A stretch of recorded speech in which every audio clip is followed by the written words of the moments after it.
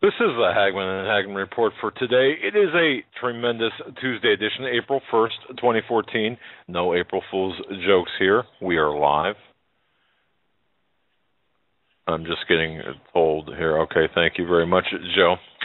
We are live from the road.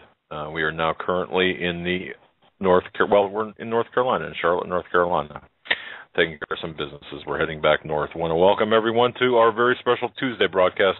Of course, Tuesday, if it's Tuesday, it's Tuesdays with Stan Deyo. He'll be joining us second hour, hour number 2. Going to be talking about the earthquake in Los Angeles, what that means, what that might portend, what that might indicate in the days ahead. And, of course, in advance of that, in advance of his appearance, I've gotten multiple questions about the LA earthquake and also related to that.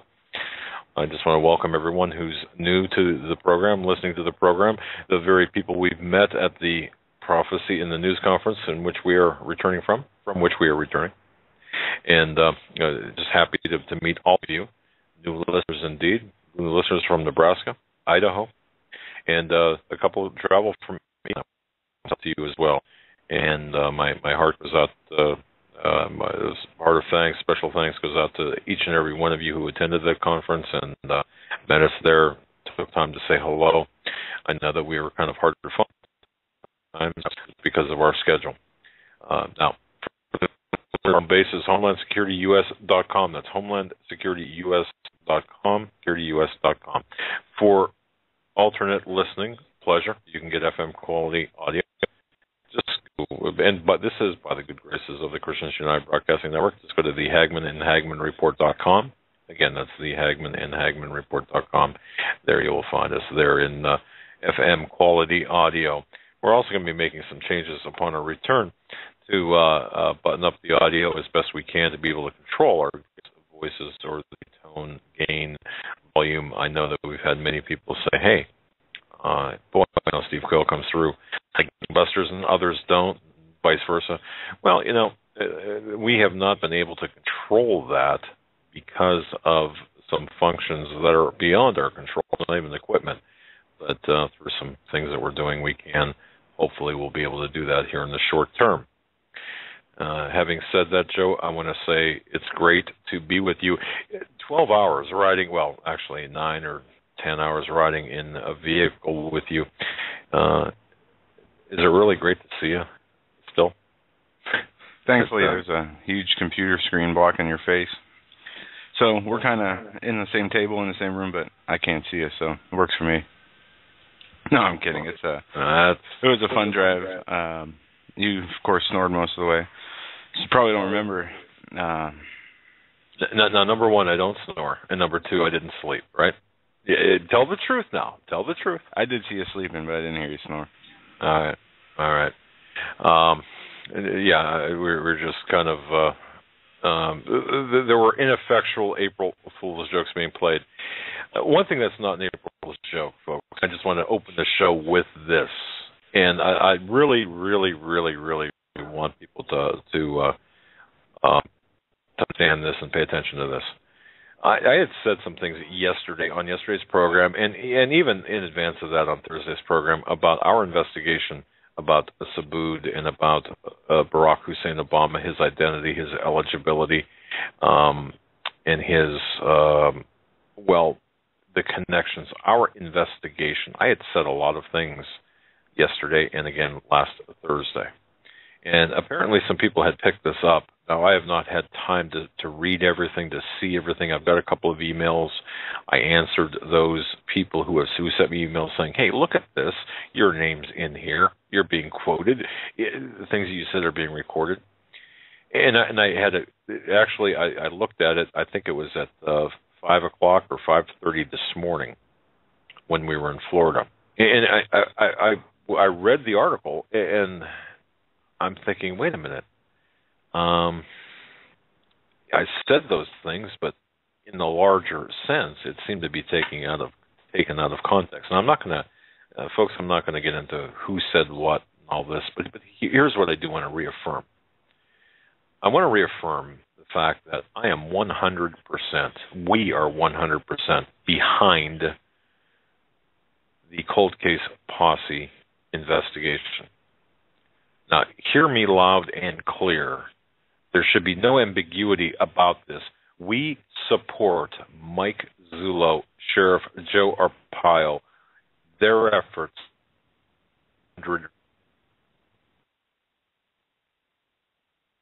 I can't hear you anymore. I don't know if that's on my end or yours. Okay. Audio is out.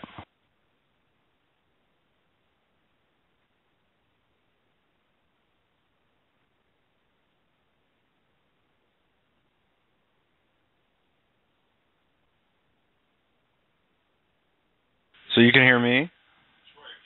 Okay. Apparently they can hear me, and they can't hear you. There we go. I can hear you. All right. I can hear you now, so we're back up. All right. Said we have a good internet connection. All right. Testing. You're delayed. There we go. You're good. Yeah. I mean, we're hardwired into a trunk line, so I just can't understand. The lag seems to be on your end, but this. I was on the phone at 5:15 this morning. I was on the phone from 5:15 this morning until 7 o'clock this morning. Well, actually, it was 7:30. With one individual in particular, and then a couple of others as well. But folks, in case you did not hear me, I just want to reaffirm this because I don't want there to be any problems here. I am 100% behind in support of Sheriff Joe Arpaio, Mike Zullo, and the Cold Case Posse, their efforts in the investigation of Barack Hussein Obama. Please understand that. There's no competition. There's no trying to one-up. There's no trying to intercede. Or we are, if anything, the investigation is complementary, okay, as well as our remarks. Now, I'm just getting past the note here. Let me look at this. I got you. Thank you. All right. Now, there are people out there who seem to be trying to spin something. There are people out there who are trying to denote that there is a problem, there's an issue. And ladies and gentlemen, that's the case at all. That is not the case at all. And it's important to get this straight because this is a disinformation specialist. The bottom line is this: we are working actively to bring our investigation to a conclusion, and we are also working providing all information. You keep lagging out, Dad. Investigation. There you go. You just came back. I don't know what it is. I see the connection as I just checked yours. It's fine. Anytime you try to talk about this, you're getting taken. Your audio is getting choppy. So I'll just, if I'm coming through loud and clear, the Cold Case Posse information and investigation is, dovetails what you have done. No way are you trying to overstep it, as people are saying, or undermine it. And that's just the bottom line. Absolutely not. In anything that you read, you hear, you see to the contrary is disinformation, misinformation, or some sort of terrible misunderstanding, because we are there 100%. I just had to clear the air. If I'm up at 5:15 in the morning, on the East Coast of the United States, talking to somebody in the middle of the night on the West Coast about this very issue, I think at least we can spend a few minutes to clarify this. But there's a lot of misinformation out there. The bottom line is we support them 100%, and I have a lot of respect for Sheriff Joe Arpaio.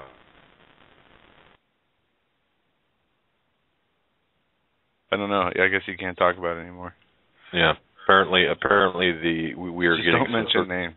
Weird attacks here with respect to that. So, folks, a more detailed explanation will be out there in writing. We can move on. I just wanted to make that very, very clear. if it came through clear, but I think it did. People in the chat room understood what they got the message. So until we fix some things or figure out what the problem is here, yeah, we're gonna move on. And as you said, Stan Deyo, StanDeyo.com, he's coming on tonight.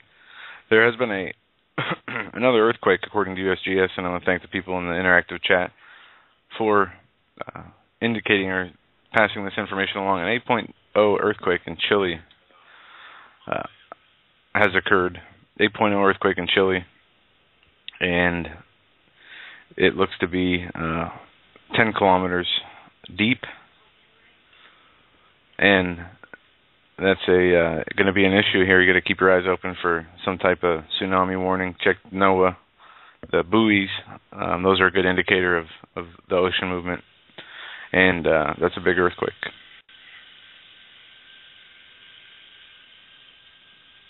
That was dead air. Just checking to see if, in fact, there was an issue with respect to the audio. Yeah. Now, Joe, when did this this 8.0, and they're going to change. According that to USGS, it happened just a few minutes ago, not too long ago. So latest one on there. There was in Japan. There was a 4.7 that was 10 kilometers deep. The South Mid-Atlantic Ridge, 5.3 that was 10 kilometers deep. And in Chile, a 8.0 that was 10 kilometers deep. All within the last hour. Okay, well, this does play right in with the Los Angeles quake. I know that was relatively.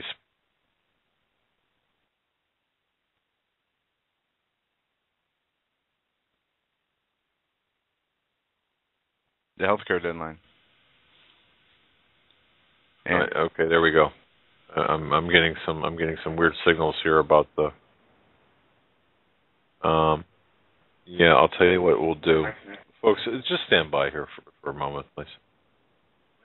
I'll tell you what we're going to do, folks. We're going to be right back. We're going to address a couple of technical issues. Give us about 2 minutes here. We're going to be right. Trying to use an alternative means to call back into the show. Dad, go ahead and call me on Skype, and I'll put you back through the way we had it, and I'll stay here on this hard line in case anything happens. So you just call there we go. And I'll message to Troy to call back. Boy, I'll tell you, this is talk radio at its finest, isn't it? All right. All right. Are you going to take care of the Christians United Network? Because I'm getting the... Yeah, decline that. And Troy, if you hear me, call back Hagman and Hagman Skype. All right. Folks, just bear with us for a moment here. Everything was working fine until I mentioned the Arpaio investigation and the illegitimacy of Barack Hussein Obama. There we go. All right. All right, Troy's back up. All right. Now we're fine. Okay. And, we had tested this connection. Everything was absolutely fine until that. Yeah, it was. All right. So it should tell you something. Yeah. Thursday we'll be back in studio with Nathan Liao. You're not going to want to miss that show Thursday night, and it's going to be fantastic with the information that Nathan has went through, and it still pertains to what the Super Bowl halftime show was about. And I know some people might say, well, that's old news. Well, no, not what he has put together, not what he is going to share, what he has found. Like a man on a mission. I talked to him last week when we scheduled the episode, and it was incredible what he was explaining about what he has found. So definitely do not miss that show Thursday night. It will be Nathan Liao will be live with us. So with that, we'll have Stan here in 40 minutes too. So getting back into news, I don't know where you want to start, Dad, but I saw this. There's some stories out of Syria. There's a Benghazi update. We have this story out of Florida, a state we just left, and you watch the local news there. And it's crazy what goes on there. But here in Florida, a 5-year-old was told it's not good to pray after grace by a school employee. Says a 5-year-old bows her head at lunch to say grace before she eats. May be considered cute and heartwarming by some, but not the case for a student in Florida. The girl's father, Marco Perez, is outraged to the point where he is considering homeschooling his child. Today, the Liberty Institute sent a letter to the school administrator demanding they stop allowing religious discrimination, which is in violation of not only state but federal law. The school denies the incident. Jeremy Dies of the Liberty Institute, on behalf of his client, has been speaking out against the school's actions, dismissing saying grace in its school. Dies came on the Mike Pink Tech show to tell his client's story and how they got involved in the case. He goes on to say, I saw it probably a lot like you have. I saw it on Facebook, and thankfully I was able to get a hold of Marcos and say, how can we help you? We want to stand beside young women like this who are trying to do what their parents have taught them to do and what they have every right to do under the First Amendment. We want to come beside them, unlike the teacher supervisor here, and encourage their religious liberty, Dias said. It goes on to state the Religious Institute, the Liberty Institute, is a national nonprofit legal group that defends and restores religious liberty across the country. The Perez family is citing the offense as a reason for removal from the public school system. They feel they are not allowing her to say grace was an attack on her religious liberty. In a press release sent out by the Liberty Institute, Mr. Perez is quoted by saying, mainly because of this incident, we have exercised our opinion as parents to teach our daughter at home.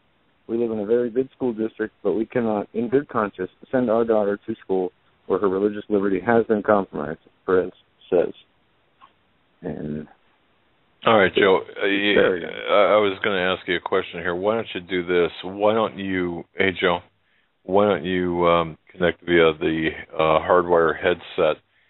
Keep that on. Connect via the hardwire headset. I'll bring you on because you are sounding a little bit muffled on my end. There's a lag, and I just want to deliver the highest. That's much better. Okay.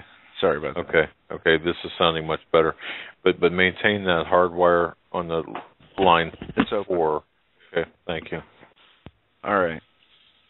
Moving along here. I don't think you saw this today, Dad. There was a Benghazi story that came out in the news. And this was a release. I'm sorry, this is not the right story. There was talk that a CIA ignored station chief in Libya when creating talking points on whether there was a protest or not. CIA for misleading Benghazi account. Information on ground rejects protest account. Now, we've obviously talked about this ad nauseum, several over and over, repeatedly. Only our own investigations of others this in times today. It says, before the Obama administration gave the inaccurate narrative on national television that the Benghazi attacks grew from an anti-American protest, the CIA's station chief in Libya poignantly told his supporters in Washington that no such demonstration occurred. Documents and interviews with current and former intelligence officials show. Right. I think you just clipped right out there for a sec. Yeah, this sound is bad. All right, go ahead and go to line 4.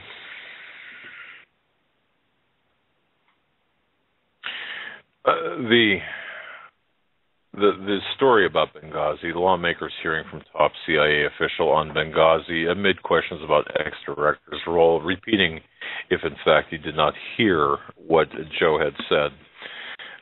You've got the CIA's top officer on the ground in Libya at the time of the attack. He's going to appear before a House panel. Well, he did appear today, actually. And what was said, and I had gotten an email about this just moments before airtime.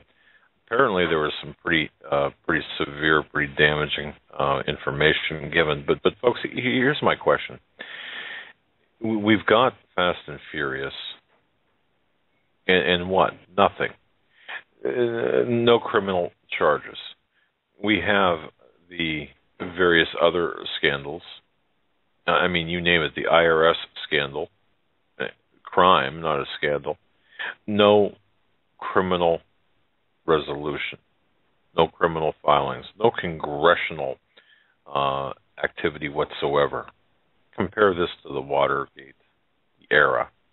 Compare this to even going back later or earlier in the 20th century.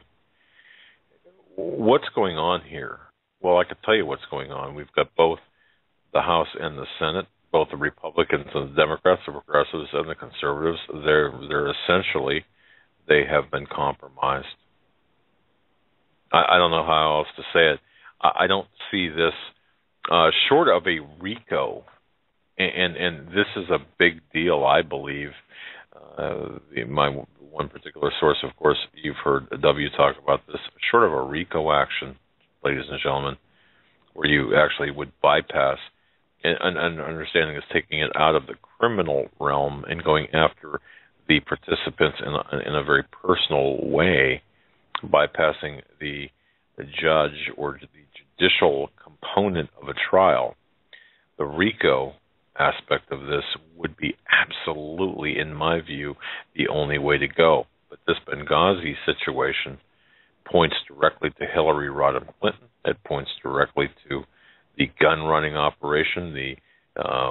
It's all about the reshaping of the Middle East.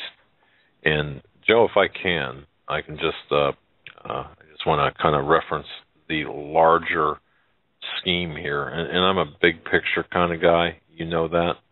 So if you can give me just a few seconds here to discuss this.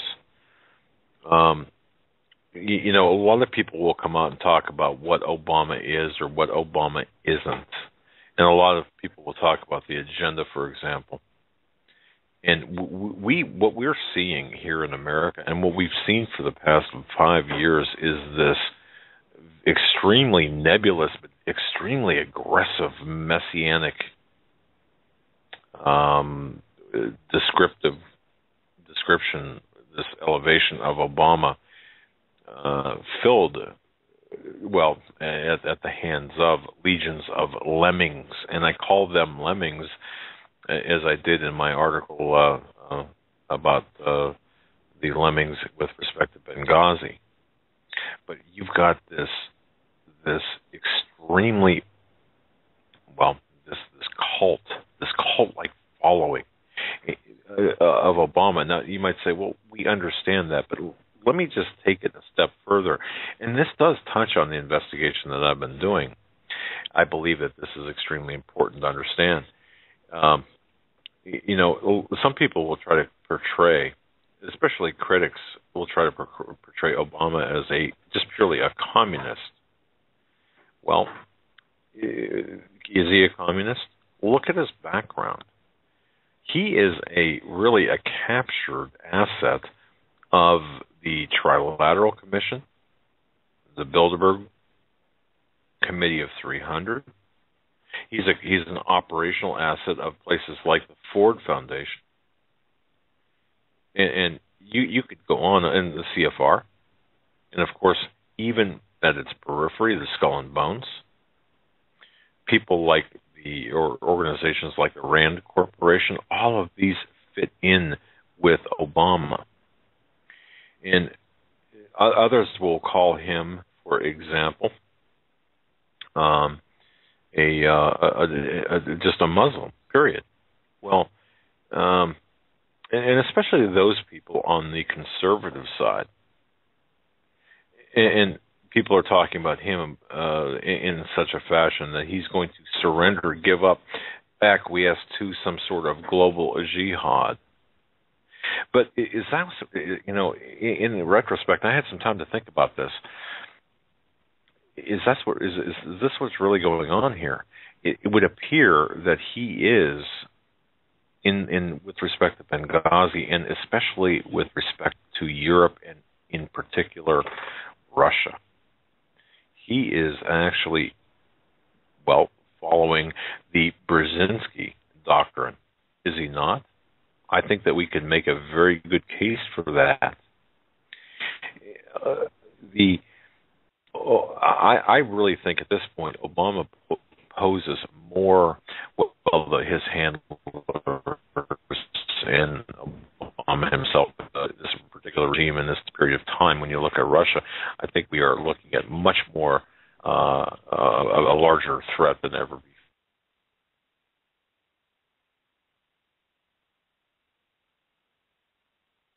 I will tell you when you're back on. I do not hear you yet, but What name did you mention there, right when you got taken off? I'm curious. I seriously didn't hear. Brzezinski and okay. No, I didn't know. Foundation. Okay.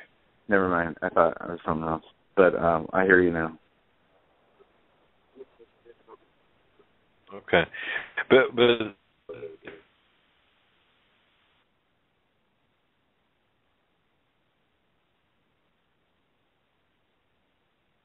is what we're looking at here is this Obama regime is a compilation of a very carefully crafted domestic covert operation of intelligence, of the intelligence.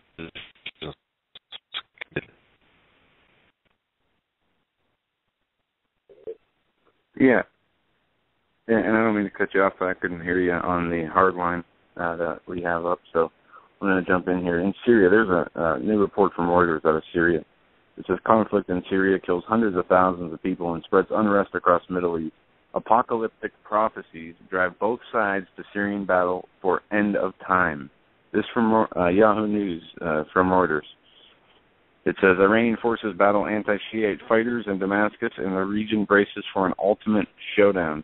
If the scenario sounds familiar to an anxious world watching Syria's devastating civil war, it resonates even more with Sunni and Shiite fighters on the front lines who believe it is all foretold in the 7th century prophecies. From the first outbreak of the crisis in the southern city of Deir to apocalyptic forecasts of a Middle East soaked in blood, many combatants on both sides of the conflict say it was the path set 1,400 years ago in the sayings of the Prophet Muhammad and his followers. But I'm not sure if this Yahoo or Reuters article goes into the Bible, what the Bible says about it, because I'm not going to quote from the Quran, but I will quote from what the Bible says. You have Damascus will be a ruinous heap in Isaiah 17. I believe it's Isaiah 17. You have it professed in more than one Old Testament, one of the Old Testament prophetic books. I think in Zechariah also it talks about it. But there are people here who are fighting, believing it is the time of the end. Whether it's from the text in the Quran or the Bible, it doesn't matter if they're believing the same thing. Is that what? Of course not. I mean, the Bible and the Quran are two separate teachings, folks. We know this, but we also know that through compromise, through the acquiescence of the Christian leaders, there's the push for Chrislam. And of course, we know what that does, and of course, that will be one of the biggest apostasies in the end of days, and this is what we're seeing right now. Joe, let me just check again. This is, folks, I apologize. This is bad radio, and I know that we have terrestrial stations picking us up. I apologize to them. I apologize for all of this, but let me ask you, Joe, are we cutting out? Are we clipping? Are we losing the... It seems to be off and on, but now it's fine. Okay. All right. For whatever reason, the start of that... And, oh, yes, by the way, I did receive an email earlier today, and I just want to acknowledge this, that discussion about the Obama eligibility issue that strikes directly at the heart of his allegiance will be met with as much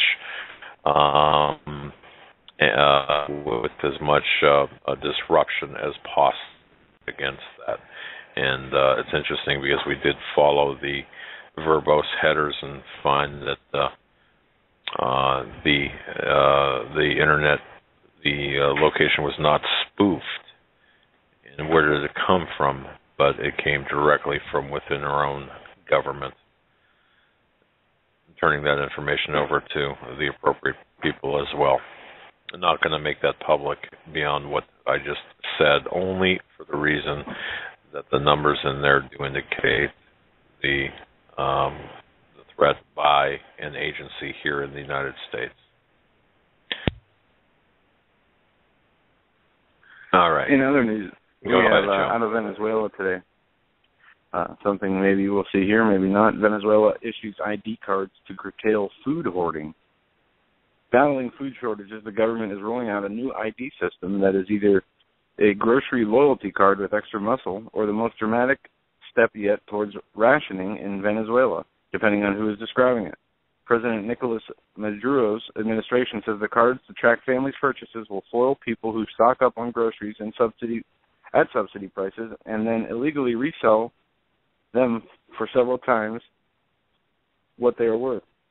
Critics say it is another sign of the oil-rich country Venezuela, the direction its economy is heading toward the Cuban-style dysfunction. Registration began Tuesday at more than 100 government-run supermarkets across the country. Working-class shoppers who sometimes endure hours and long lines at government-run stores to buy groceries at steeply reduced prices.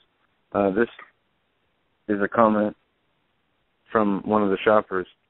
It says, the rich people have all things hoarded away, and they pull the strings. This was Juan Rodriguez, who waited 2 hours to enter the government-run Abestos supermarket near downtown Caracas on Monday, then waited another 3 hours to check out. Rigid currency controls and a shortage of U.S. dollars make it increasingly difficult for Venezuelans to find important basic products like milk, flour, toilet paper, and cooking oil.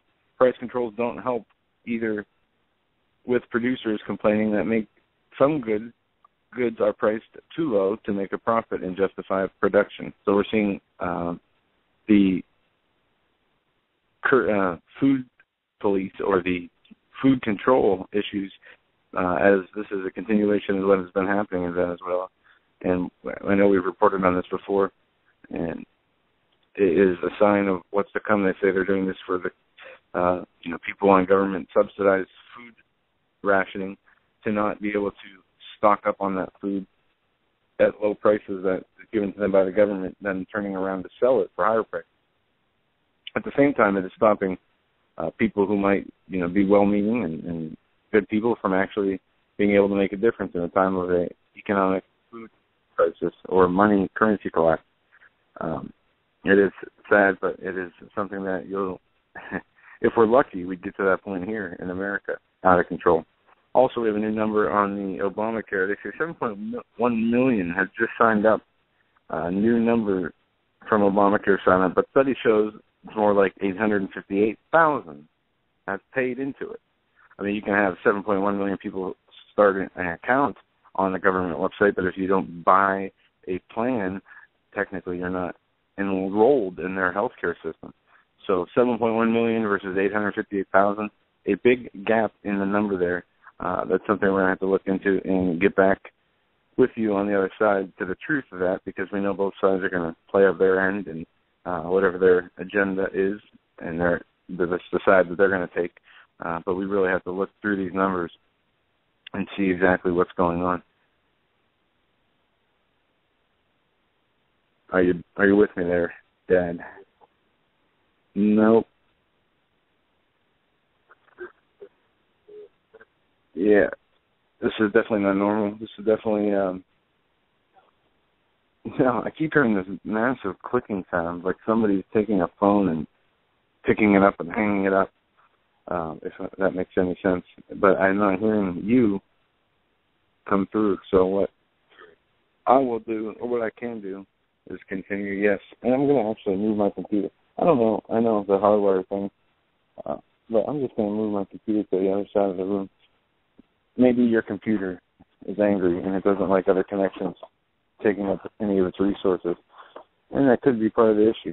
And I do hear this clicking sound, like I said, somebody's hanging up. I don't know what that is. But anyway, folks, we're going to be joined by Stan Deyo in about 15 minutes. He has sent me some links and files, so he's ready to go. And when we bring him on, we're just going to try and shut up and let him go on his role. And yeah, my dad made a good idea. Let's see if we can bring him on early.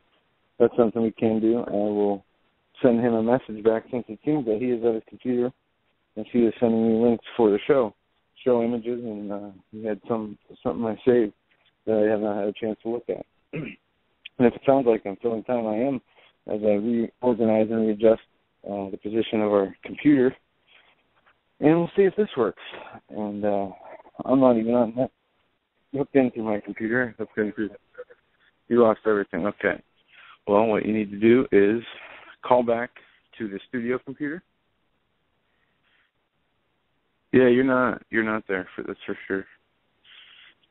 Let me see if I can add you to the group call. Now I'm calling you. All right. Now it feels good to be back. All right. Folks, please understand this. This is not a Mickey Mouse operation as much as people want you to believe it is. We've got thousands of dollars of equipment that we have transported the country. Yeah, we're not even in studio, obviously. We're still traveling back from the Florida conference. But even here where we are, we have most of the equipment we use to broadcast, minus a few adapters and other things that, really has no bearing on if we're hardwired in here and we're hardwired in there, it shouldn't make a difference. So. Yeah, you're extremely muffled. What we'd like to do, if possible, the folks, hopefully you can hear me, is do this. Let's try to bring Stan right now. We're going to do a commercial break. Let's see if we can unmess this situation. Again, we are broadcasting live from the road. All of our equipment that needs to be here is here. We are hardwired in. We are just getting bombarded, it would appear, by some type of online signal that is just absolutely was originally created and uploaded to YouTube by the Hagman and Hagman channel. To view the full show archives, please visit youtube.com/user/Hagman and Hagman. The muffledness of my voice, if you can hear me, we are having some audio trouble, but we do have Stan with us, Stan Deyo from StanDeyo.com. He is called in on a hard line also, so in case our Skype continues to flare up as it has been, we will not have any interference from that. Stan, can you hear me?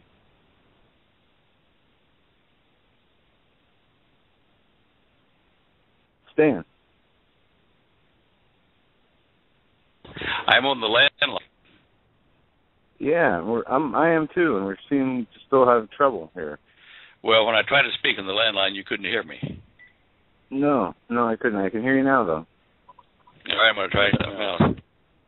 How about that? Is that better? Yeah, I can hear you. Is it any better than the Skype? This sounds clear, and I'm waiting for a message from my chat room. I can hear you, and it says you're being heard, yes. So well, all I'm trying to say is, from your side, do you want me to go landline or Skype? Let's continue with this. Skype seems to be acting up. Okay, good. So we missed last week, and it's good to have you back on. We have a lot of activity going on in the sun and the earthquakes. Yeah, what's going on with the? Well, just ask you, what do you think is happening? Well, we see a variety of places that are being hit with earthquakes even today. Since last weekend, from Los Angeles to 5.1 and all the aftershocks, we have actually an earthquake that just hit Chile before we went live on air, in Japan, and one in the Mid-Atlantic ridge, all at the same depth, all above 4.5. Seems to be a lot of activity in it, and you said and mentioned about the solar flares. Is this something we're seeing from the solar flares? Well, I'm wondering about that because if you look at the report of it, we've got glancing blows from 3 solar flares hitting us right now, and that might have been certainly affecting the Earth's magnetic field in your region as well as a lot of others in the northern hemisphere. So that might be why you're having trouble with the bandwidth on Skype. Anyway, I'll hold both phone and Skype available here. I'll just put my mute on the landline. There are a lot of things this month that are going to kind of prove prophecy, I think. The situation in Israel is quite important to a lot of the things that may be happening to us here in the United States and what we're doing to Israel. By April 29th, the peace treaty needs to be agreed upon, or certain deadlines passed within the agreement, and they have to redraw it.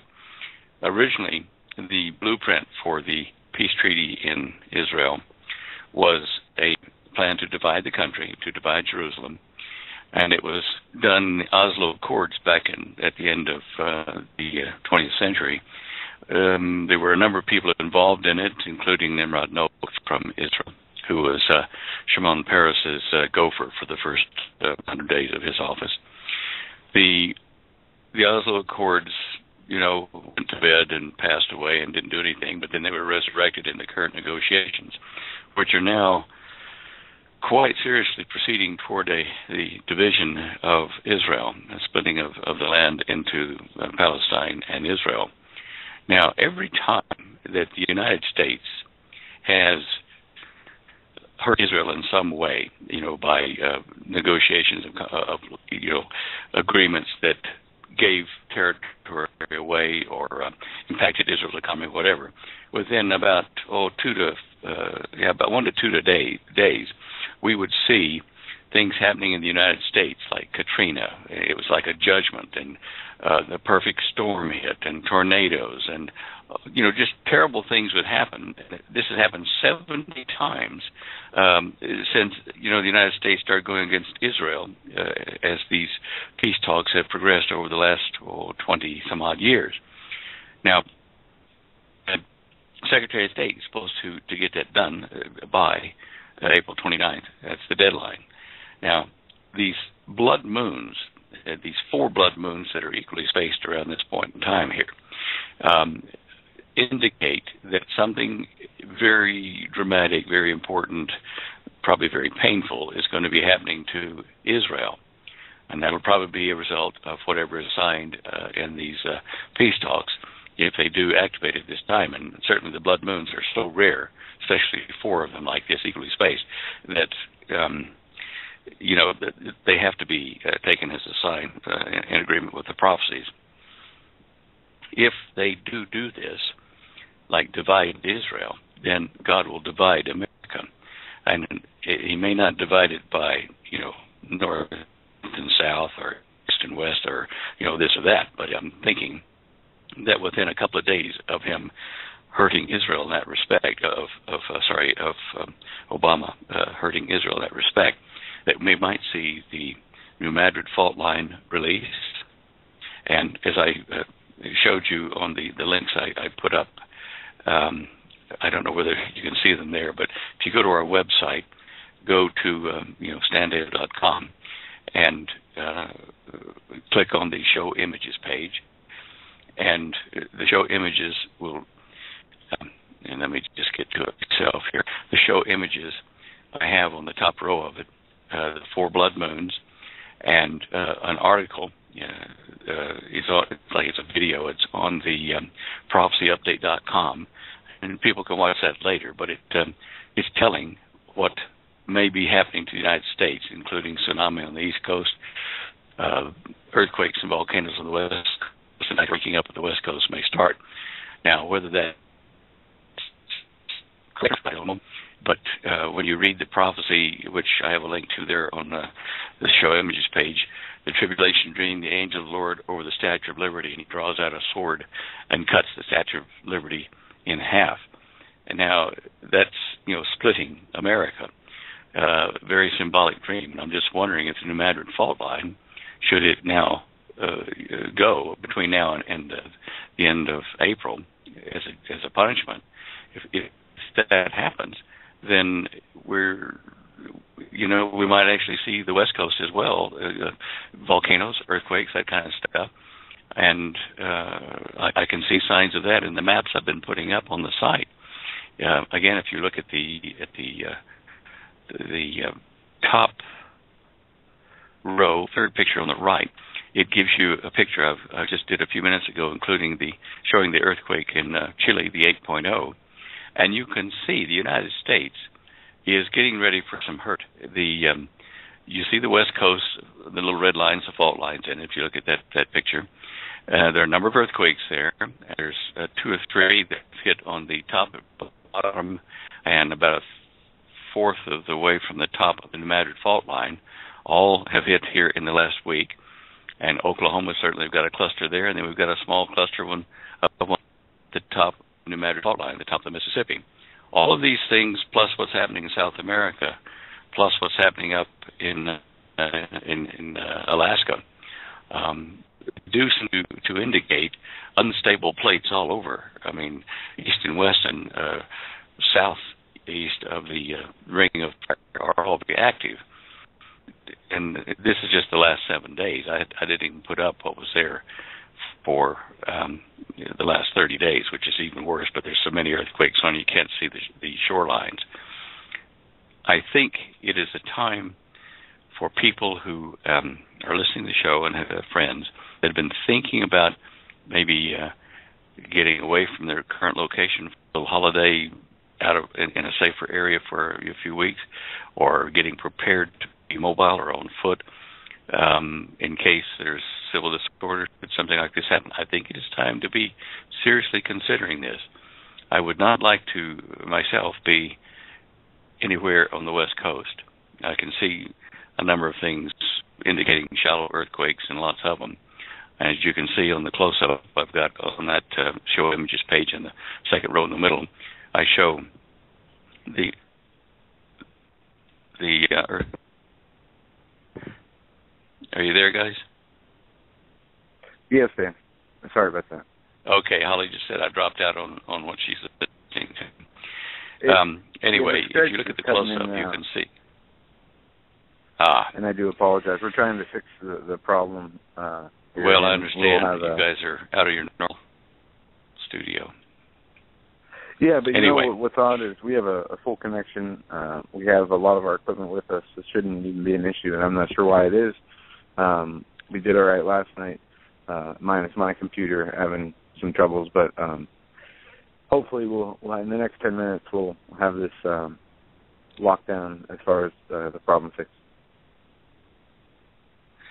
All right. Well, we'll do the best we can. Back to the earthquake map for the United States. If you look at the USA close-up in the second row, middle picture, you'll see the cluster of quakes I'm talking about in Oklahoma and New Madrid, the northern portion of it, and the West Coast down in the just above the Baja there, Los Angeles and inland, and you'll see how they follow fault lines.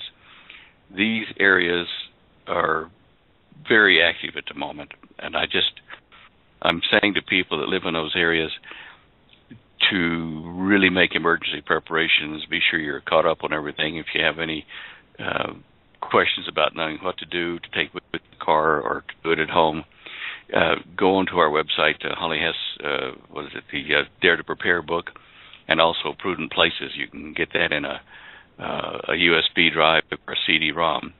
Get those things and try to figure out safe routes from where you are to some other place should major roads go down and that kind of stuff.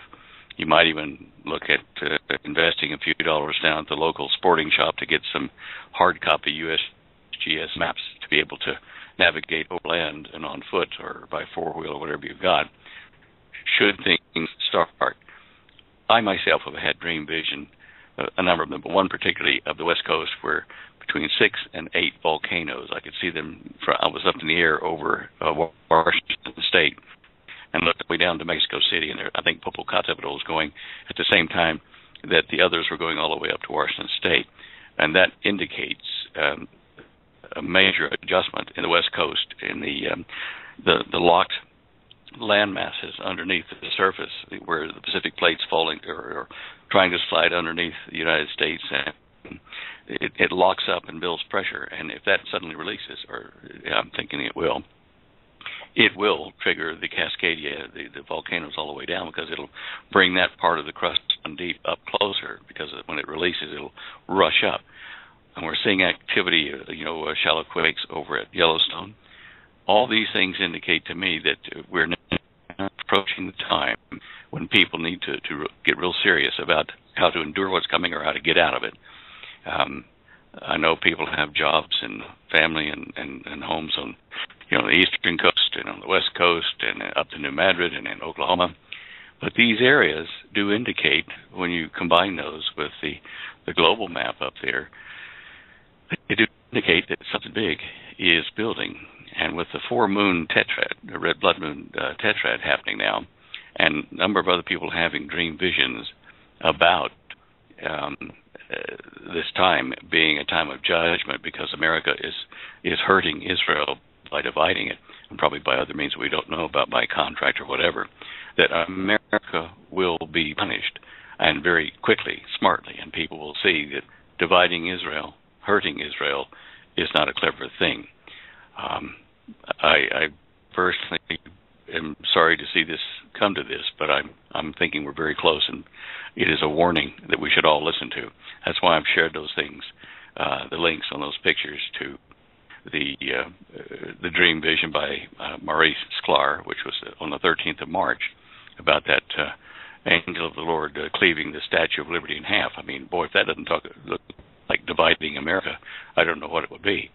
Now, the only other thing I could think of, if it weren't for like earthquakes or something like that, and the New Madrid split and the West Coast breaking, it might be that America is divided amongst its people, like rich, poor, Democrat, Republican, liberal, conservative, black, white, Puerto Rican, Jewish, Muslim, Christian.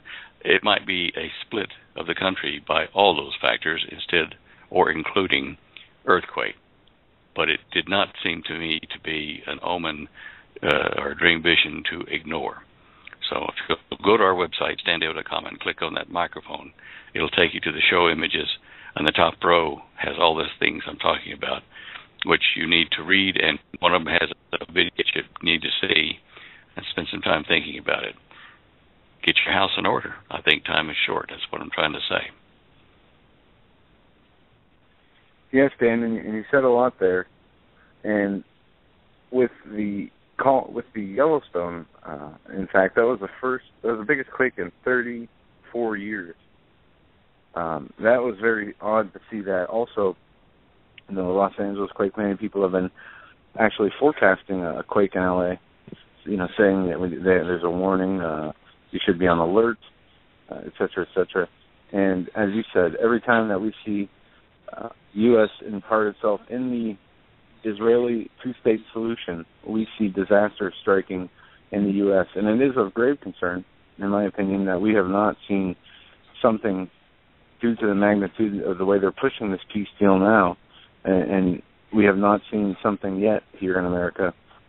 What is coming could be terrible. I've heard from many people who are believers in the Lord, and even other hosts and authors that have had certain dreams and things that are very concerning to them, and it has to do directly with the two-state solution and the impact it will have on America if they try to force it through. Well, there's a lot more than what I've said here. I've been getting emails here. I'm just going to send you one over to your Skype message bank there. I want to thank this guy, Peter Jarvio, or Harvio, I'm not sure how he pronounces it, but he's done a lot of research very rapidly in the last couple of weeks on this peace treaty talks in the Middle East and on the et cetera, et cetera. And one of the things that he talks about, which Maurice Sklar mentioned in his Statue of Liberty dream, was that it was very dark. It was pitch black when America was split in the dream vision. And although the blood moon may occur around April the 15th, you've got till the 29th for the peace treaty to be signed. And at that time, on the 29th of April, it's going to be a dark moon, no light. It will be pitch black. And so he's saying that might indicate the time will be right around then when it will be pitch black in late April. All these things coming together. This is why I'm putting such, faith or attention to what he said. It's very logical, according to prophecy and according to current events, that we will see something really extreme later this month, both in Israel and here. So anyway, I put that email over there for you to to show you where I was getting the information, because Peter's done a lot of this work for us.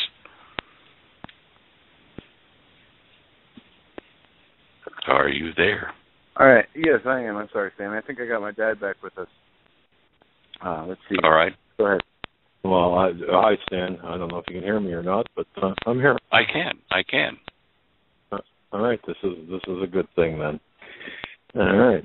Just an extra Sounds like dose of. we're talking out of a tin can, but we can hear.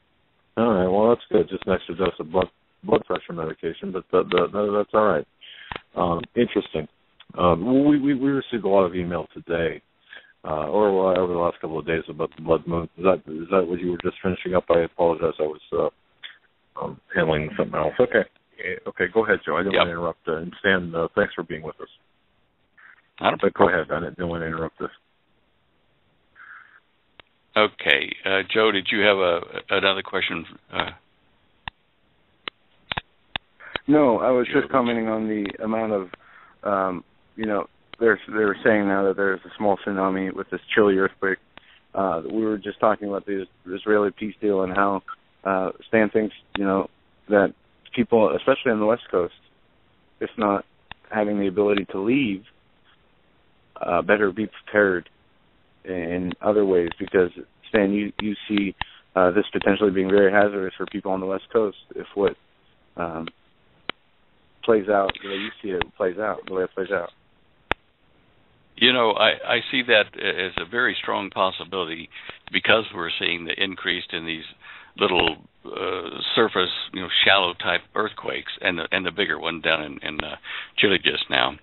But as one geologist stated, he says, if you take a Snickers bar and a bit cool, not hot, not been out in the sun a while, but cool enough that the chocolate's kind of rigid on the top of it, and you take it out of the wrapper and you grab both ends and you bend it in the middle, you'll see the chocolate starts to crack before the caramel and everything else starts to pull apart. And it's much like that in the surface of the Earth. When it starts to bulge, or to be ready to make a lot of earthquakes, bigger ones, the smaller ones fracture at the middle part of the surface of the Earth. And as the situation progresses, the bigger ones come until you have a major rip occur. But these smaller quakes may be a precursor to a bigger one or several ones following later this month. I would say I would be on tenterhooks here for all of April, anywhere you are. If it's funnily enough, they talking to us about our insurance policy today, the State Department. We have, like several other people in our neighborhood, upped our policies to cover earthquake where we don't have earthquakes, because it doesn't mean we're exempt. So don't think that if you had earthquakes or tsunamis or whatever, that you're totally exempt to geophysical damage.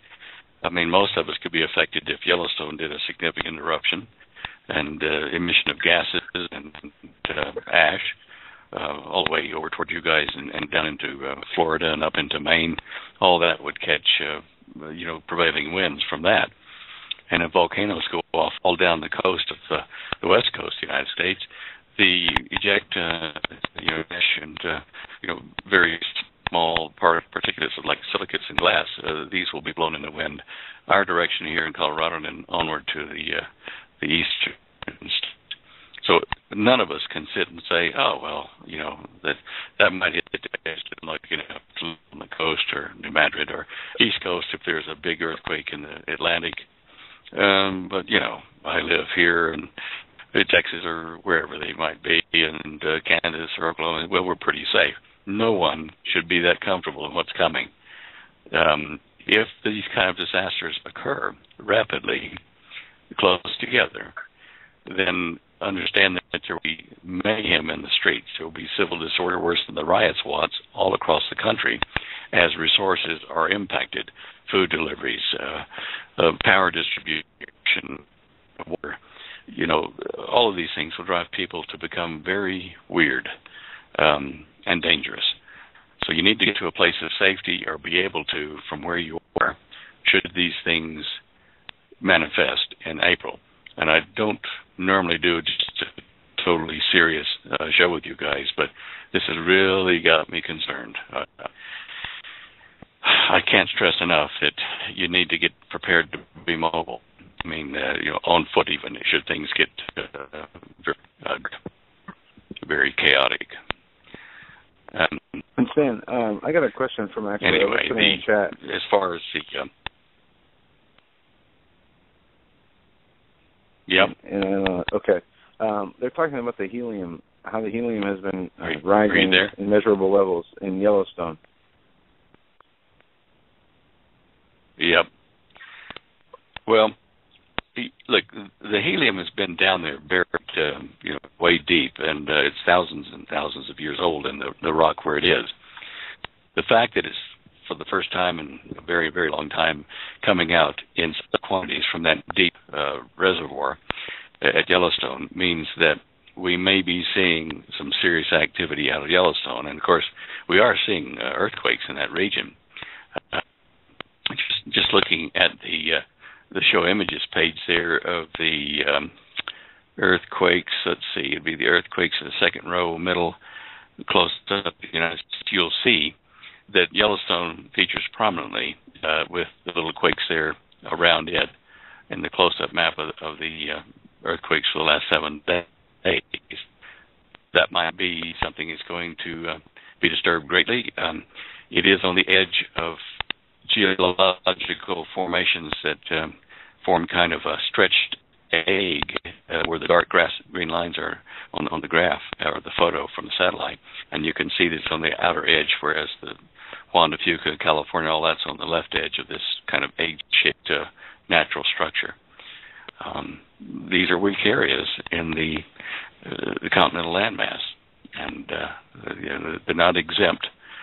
So, yeah, the helium stuff over there is the helium gas release is of concern, and I just think that we need to all be prepared as best we can. Holly and I are still putting in our gardens and are getting ready to we're anticipating to grow food and stuff should resources fail, the civil supplies of food and water and that kind of stuff. But I really doubt in my own mind that we will see these go to maturity this year. I don't think we'll be here that long. There's just a lot of signs that say we won't. Anyway, it's what I'm telling you is a bit of an educated guess, partially educated guess of what's about to happen, based on certainly dream vision I've had and others have had that we put up there, but also on current events and a feel that I've developed over the years watching earthquake patterns. They're just something out here. Get ready, folks. I don't think I've said this ever on the show, but it's time. Do not delay. If you were going to get some prep stuff, go ahead and get it now.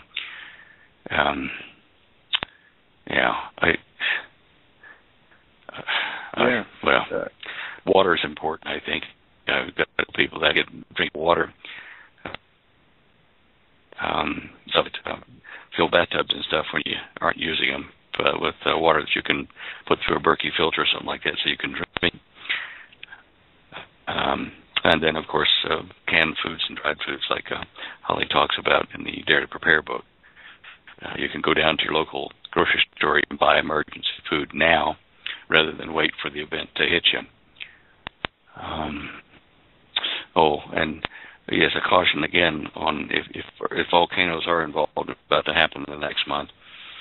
If you're in an area where volcanoes are erupting and you're trying to get to a safer place across the mountains or whatever, understand that the roads will be slippery because of the moisture falling down out of the volcanic emissions and because of the little glass beads and shards that form in the ash coming out of the volcanoes.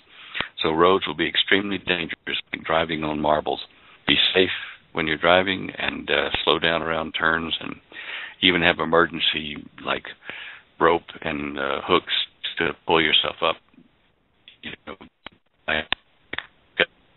The road is slippery, and your getaway bag can, pull yourself anyway, those are just practical things. Can you still hear Joe?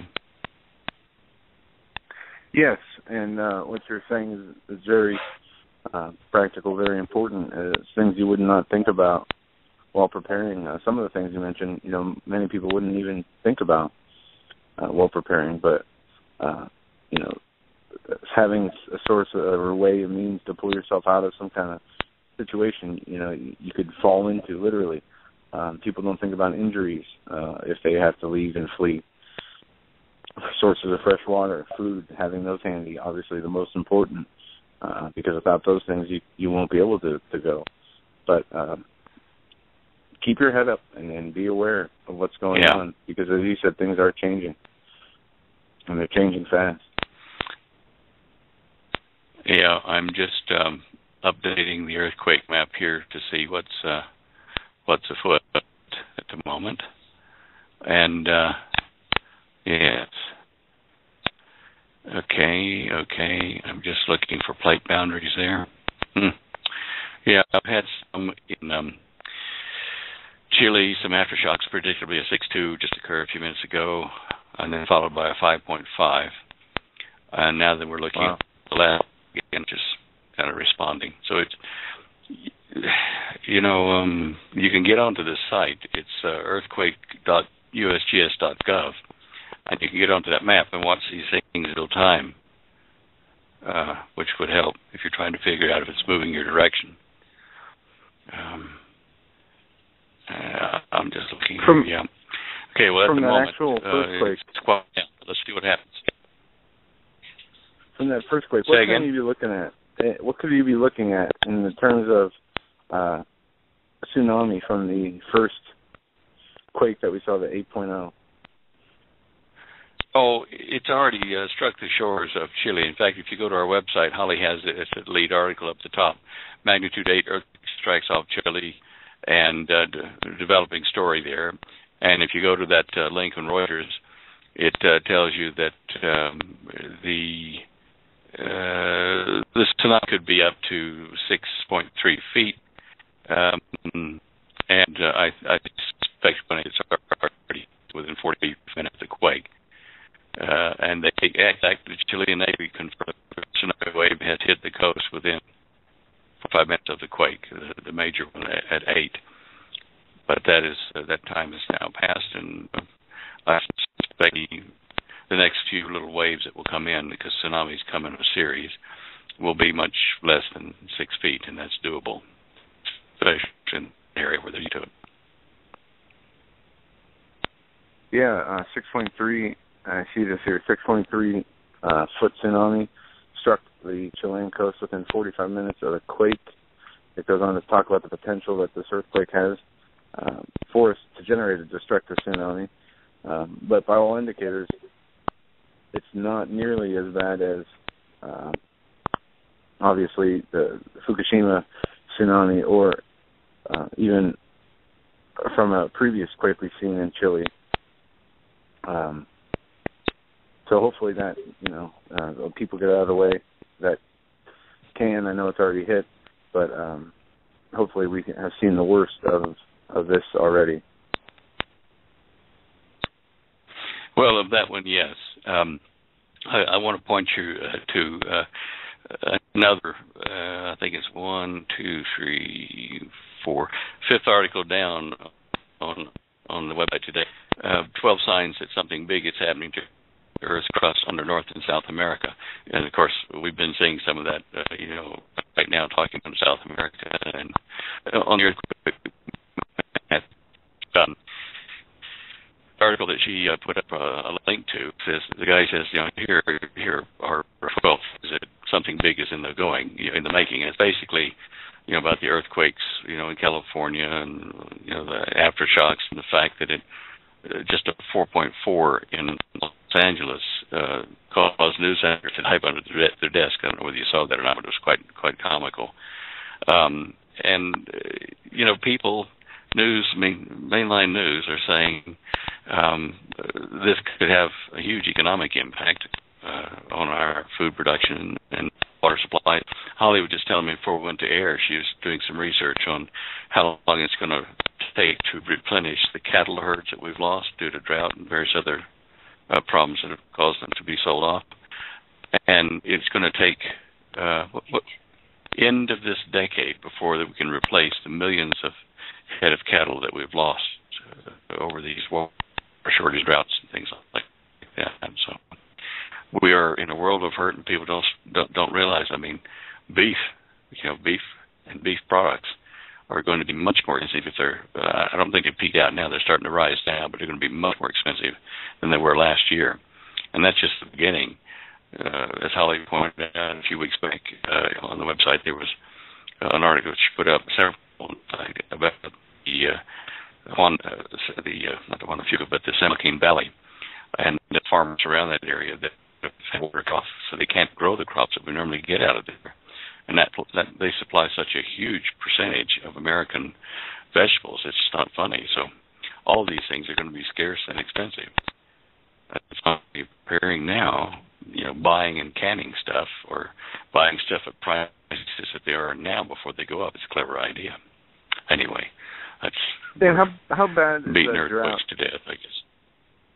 The drought we've talked about. How bad is the drought? Yeah, is it continuing to get?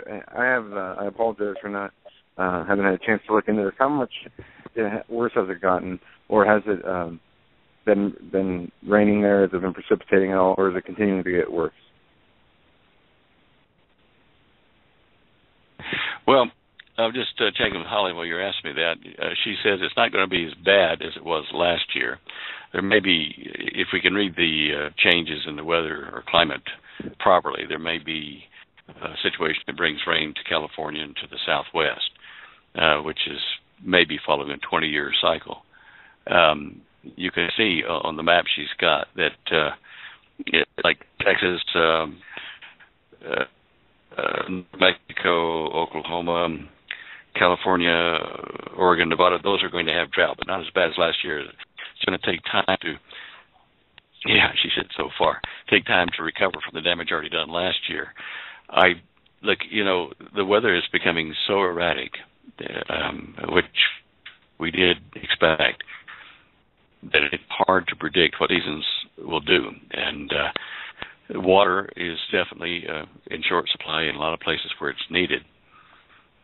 And because we haven't had it there, a lot of the livestock and the crops that we were depending on for this coming few months aren't there and won't be there toward the end of the year. This is all, it's not due to cow gas or anything else. This is due to changes in the sun itself and in our magnetic field, and in increased activity from the sun, like solar flares and coronal mass ejections that haven't hit a square on yet, but they've been making glancing blows. I'm really thinking that a lot of the concerns that we've had about the weather and the climate, the sun, food, and water and warfare, all of this may be coming to our doorstep in the next 30 to 90 days, somewhere in there. Certainly a lot of in America here in April. So we just have to hold our breath and hold on. If we get through April without major happenings, that'll be great. But I'm leaning toward the side that says get ready for hurt to America. And a lot of people are feeling that way and receiving, as you said, you've had dreams or visions or a heaviness of the spirit. A lot of people have been stating that they feel that things are beginning to change. And one thing we can't do is something we talked about last night is focusing on looking for something so big to happen that you miss all the little things that are happening all over the place. We see the stuff still going on in the Middle East. The natural disasters are continuing to increase. We have hurricane season coming up. We have a lot of things that are changing and are different and are in play now. And one thing we can't do is focus on something, constantly watching what's happening in Yellowstone, or we have to be aware. We have to be alert. And we cannot let a missing Malaysian flight or any other one piece of news keep us gridlocked or paralyzed from seeing what else is going on around us. You got an email from one of your listeners here on a kind of a related subject on the Earth and the Great Flood, and it's from Mariel, and she wanted to know more about the flood of Noah, where the water came from, and where did it go, the Great Flood. It's a question that we have addressed in the past, but it's been quite a while. The water spoken of by the Bible in Genesis, water came from fountains of the deep, springing up and spraying heated like hot water from underneath the sea bottom, from fissures there, and we call them smokers today. Off the west coast of the United States, there are at least 1,100, maybe more, of these smokers that are emitting black smoke at about 350 degrees Fahrenheit from heated water down in the crust below. Now, there is a shell, a thin shell of water that's salty, got oxides and various minerals dissolved in it, and it's called the Moho discontinuity. Full name is Moho Ravici, but since people had trouble with the last part of his name, they just called it Moho. And it's a layer of water that's about 5 to 15 miles deep, depending on where it is on the planet. It is shallow, more shallow under the water, under the oceans, and heavier or thicker under the mountains. Now, the water has a density, specific gravity rather, about 3.2 times that of water, which means it's laden with salts. It's leached out of the water, the rocks down there. And the Bible says that when the flood occurred, that it rained 40 days and nights, and certainly there was quite a bit of rain, and it made life pretty miserable. But the real water levels came after that, which I think continued for another 60 days. I'm just trying to remember now, but coming from these fountains of the deep that were shooting geysers of water up. And that was being pressured up into the surface by the core of the planet expanding, maybe due to heating, due to meteor impact or whatever. Might have been something similar to Chicxulub, but whatever it was, heated the core of the planet, and the Earth started to expand. Now, it also will expand by itself due to its normal aging. As planets do, their diameter increases and throw off layers of surface and stuff into rings as they age. But in the time of Noah, it was the core increasing the pressure by expanding to force the water out of the Moho discontinuity up into the surface. So it squeezed it out like thousands of little hypodermics shooting superheated water up into the oceans to flood the surface of the planet. And that's how you get the water that you needed to put big mountains underwater. Now, it took about a year, maybe a little bit less, but for the waters to suck back in to the core of the planet after the heating or the action that caused the core to expand subsided, and that water got sucked back in to the Moho discontinuity. Why? I've looked at several mechanisms and discussions about how it may have happened, and certainly there are some very good arguments about where the water went back down, but it is there. And we certainly don't have enough in the ice pack or in the lakes and that kind of stuff to cover the planet with water like at the time of Noah's flood. So, Mariel, I hope that kind of answers your question. The water is down underneath the surface in the Moho discontinuity, and we've known about it since 1958 at the International Geophysics Year, IGY 58. Now, do you have any other question before I go on the next one? No, Stan. Let's go right ahead. Okay. Now, Bill Johnson, one of your other listeners, has written in, and he wanted to know about the electric model of the universe that has been proposed by Barry Satterfield, and if I agreed with that versus the gravitational model of the universe. And Bill, I agree. Barry and I have been friends for many years, even when we both lived down in Australia. And there may be finer points of electrical phenomenon that create effects in the universe between planets, stars, galaxies, whatever, that we may have a slightly different opinion of the factors involved, but it is an electrical universe.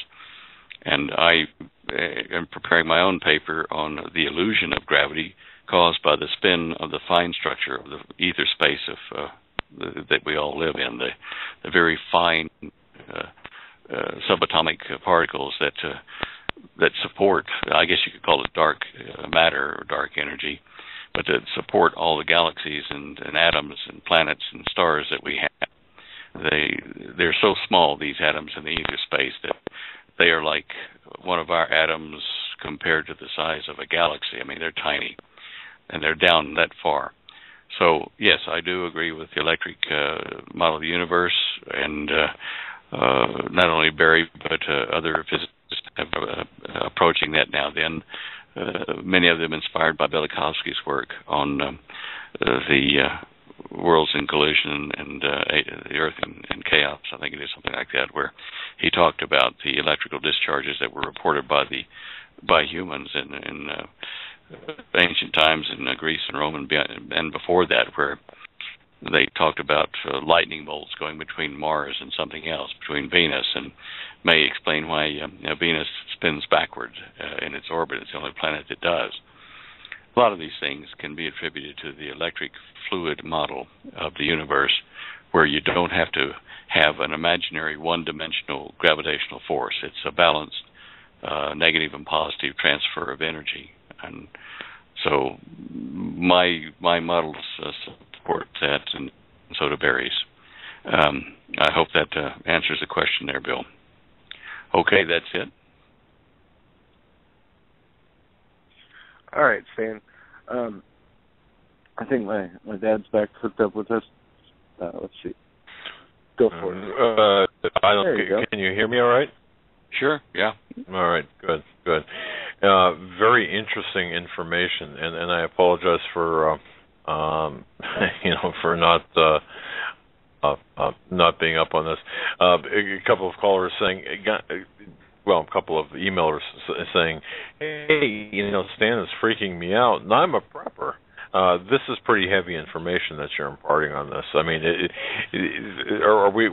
obviously we're looking at a rather, I don't want to use the word ominous, but I can't think of another word to use. Well, I debated on whether to say this here at this venue without more investigation, but these things just seem to line up so perfectly with what other information I knew and have been able to obtain over the years. At some point, we're going to reach that moment when, yes, it all begins to happen, including the Antichrist, who will ratify the peace treaty. Now, I don't know whether that will be Obama or not. There may not be in America left or present to run and ratify anything, but certainly the Antichrist will be revealed around the time of that treaty being signed. If he has to ratify it, that can occur days or weeks later. So it doesn't have to happen when Kerry or anybody else sits down and signs a paper there. It can be ratified later by XYZ. Now, if America is thrown into chaos almost within 2 days of the signing, we're going to be so busy over here trying to keep the country intact and stay alive ourselves that someone else is probably going to ratify that treaty, perhaps from the European Union, perhaps from Israel itself. I mean, Nimrod Novak did help draft those papers for the Oslo Accords, upon which the current peace treaty is being built, and has been built, which will give a 7-year period of let's try it and see once they sign it.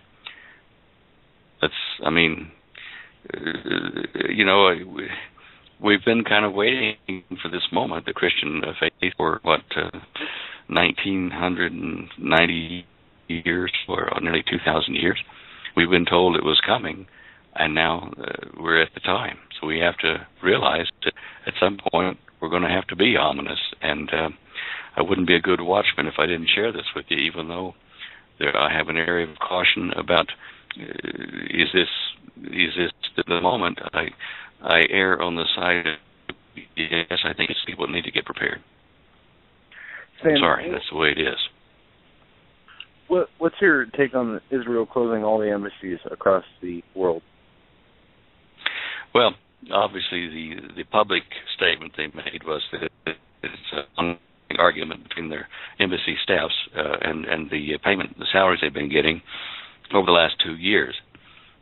And myself, I think that it would be something that Mossad would have planted 2 years ago, start these kind of negotiations so that it wouldn't seem like a sudden, inexplicable, removal of your people to safety, so that when a disaster is imminent and you want to call your staff back home because you're going to be in trouble all over the world, your embassies would be at risk, then instead of saying, oh, we think we're at risk, you guys come home, that they can make it a peaceful, let's go home, let's quit, and give everybody a chance to quietly sneak on back home to Israel before the hammer drops. And so I think there's probably more to it than what they're saying, and I applaud the wisdom of doing it the way they have. It's an ordered retreat, cleverly done. And let's face it, the Israelis are pretty clever.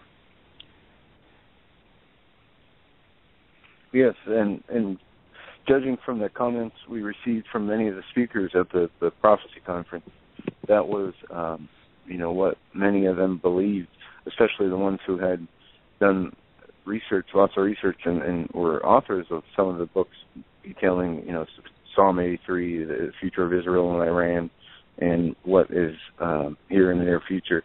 That was a sentiment they shared as well.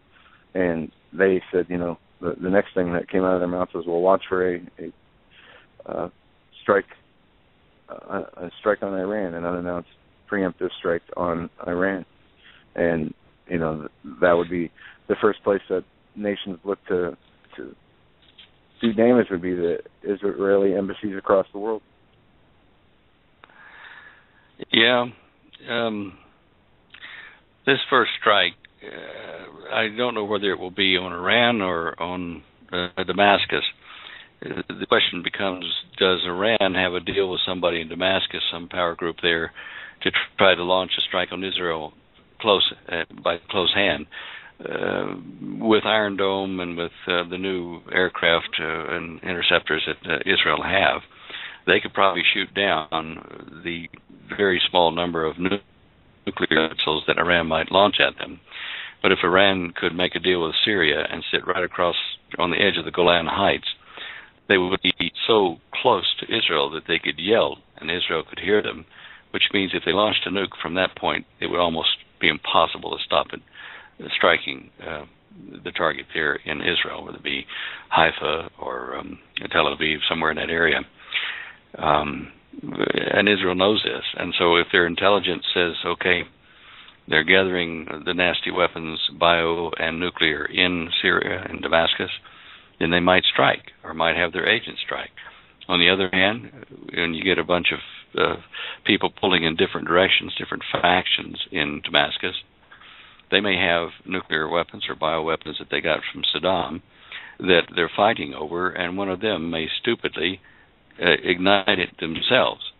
Now, whether they do it or whether Israel moves in to damage Damascus, the world will always blame Israel, especially if the thing is detonated by people in Damascus, accidentally or otherwise. No one's going to know the difference whether Israel did it or they did. And so since Israel is known to be wary of Damascus and Iran, they would blame Israel because they want to. And that's when Israel is going to be at its most vulnerable, because everyone in the world will see, as a result of the skirmishes there, the battles, that the world goes to, DEFCON 1 and is at the nuclear war threshold. So they'll blame Israel for this. Isn't that what the Bible states, is that all nations will come against Israel in anger? Oh, yeah. The whole world will hate them, and they will seek them out to kill them. And it's been brought up to my attention that the question is why. What would drive everyone to hate a people? I mean, what could be the reason? And something you just mentioned quite very well could be probable as to why. Even a misconception of an attack. Well, there are a number of factors that are leading to global hatred of the Jewish community. One of them is that some of the most successful bankers in history have been Jewish. And if the world economy fails during all this chaos that ensues with the battles over there in the Middle East, then the person in the street is going to feel it. He's not going to have food for his family, and he'll believe the lie when they say, look, it's the Jews that have done this to you. And this is the great sadness in all this, is that people, at the ground level, not at a governmental level, will mistakenly follow a lie because they want to feed their family. I'm hoping the rapture will take a lot of us out of here before that time, and that's my position. I keep looking up every night. I go out and I talk to the Lord and look up at the sky and I say, beam me up, sir. I'm here. Don't forget me or my family, my household. And I think it's a good time to be reestablishing communication like that with the good Lord and saying, here I am. In Hebrew, that's Hineni, like Moses said to the burning bush. Hineni, Lord, here am I. And good thing to remember, Hineni. And this April, May is also a time of several feasts. The barley feast, the Pesach, Passover, all these things are traditional feasts that may have some bearing on when it happens. So that's the good news. With the ominous news is I do believe that the good Lord will take us out to safety, lift us off when it's time and before we have to go through the tribulation. But that's just me, and I have that faith, and I hope that helps to mitigate some of the people's fears that are listening. I'm certainly not trying to frighten you. I'm just trying to share the importance of the moment with you. Absolutely, Stan. Actually, you sound pretty sober and somber tonight. But I don't know if you can hear me, folks, or Stan, can you hear me? Okay, good. Yes. Let me ask you a question. I had a brief conversation with Mark Biltz, the author of Blood Moons, and I know that you and Joe spoke about this earlier, but this is kind of a specific question if you have time, or a specific observation. In 2015, there will be a solar eclipse on March 20th, followed by a partial solar eclipse on September 13th. In the biblical calendar, the total solar eclipse, March 20th, 2015, that's on the first day of the sun, the very beginning of the religious year, and the very day the fire fell from heaven and lit the altar of the dedication of Moses' tabernacle. Okay, now following that date, there will be a partial solar eclipse. Was that Moses' tabernacle or Solomon's temple? Moses' tabernacle, I believe that to be the case. Moses' tabernacle. Okay, all right. Okay, now this is what was written to me. Now I could be wrong, but I believe that to be true. Now following that, there's going to be a partial solar eclipse on September 13th, 2015. That's on Rosh Hashanah. Now after that, just weeks later, there is scheduled to be, or there will be, a total.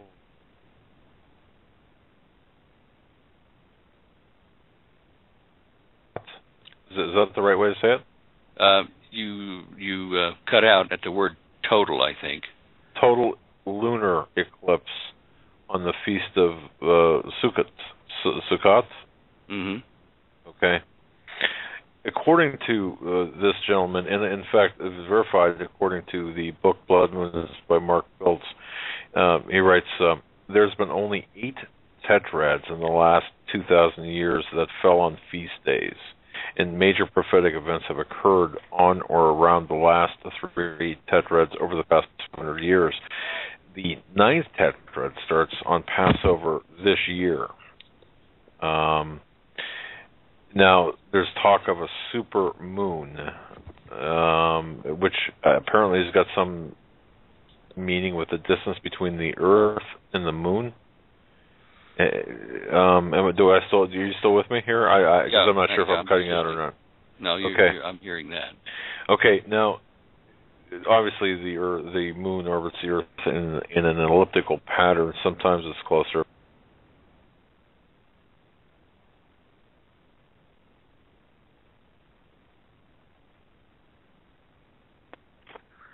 All right, Dad, you're not being heard anymore. Okay. All right. Okay, I just heard you. Just come back on.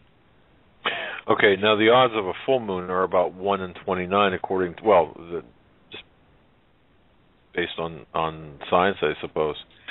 And looking at the odds of a lunar eclipse, they're about 1 in 110. The odds of a super moon occurrence are about 1 in 6,500 or so. The odds of a super moon during a lunar eclipse are pretty astronomical. Is this significant, Stan? Are we seeing signs in the heavens based on what I just referenced here? It is quite possible. Supermoon is when the moon is full and it's at it's at its closest point to the Earth in its elliptical orbit in the perigee syzygy, and with the Earth, Moon, and the Sun, all that combined in that alignment, and earthquakes are known to occur. Crustal tides definitely occur. Lunar tides stronger during these periods of time, so that might be, with that happening now and falling on those that date, that might well be something to look at. They're just, we're seeing even this year things that are quite, accelerated in the earthquake happening. And the moon, let's face it, the moon normally plays a part in these things. And when the Earth's surface is stressed for some reason, like it is now, a perigee or close proximity to the Earth with your full moon, it can be interesting. I can quote the Chinese. Gotcha. All right. So, all right. Having the super blood moon as well, the largest of the year, falling on the Feast of Tabernacles, and apparently, by the way, this gentleman also states that being seen in Jerusalem while everyone else, it's going to be seen in Jerusalem apparently. It's this, to this gentleman, it's like a direct spot. It's a sign, the sign in the time, heavens.